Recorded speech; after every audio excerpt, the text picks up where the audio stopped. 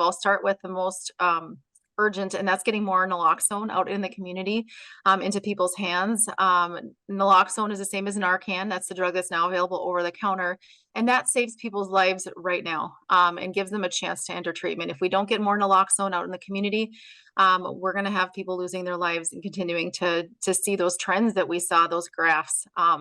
So I think a lot of it's harm reduction and really working on fentanyl test strips and xylazine test strips, harm reduction strategies to help people use more safely, again, until they're ready to enter treatment.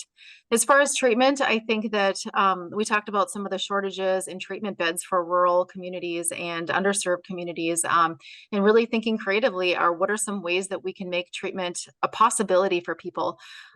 If somebody has to drive 8 hours to get to a treatment facility and they can't bring their children and they have nobody else to watch their children, is that really going to be a good fit for them? It will not be. So I'm really thinking about how do we improve health equity by really thinking about some of those communities that are being hit more hard, more difficult, just so many more barriers and social determinants of health. I think also expanding access to medications for opioid use disorder, which we haven't talked about a whole lot tonight, but we do have those medications. Dave mentioned them. We have methadone, Suboxone. We have medications that help people. And unfortunately, because of stigma, a lot of these medications are not being accessed.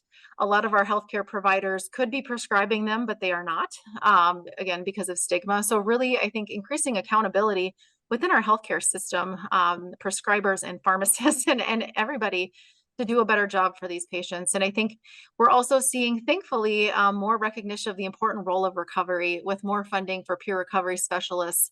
Those are the folks that can stand alongside somebody as they're really working through their substance use disorder.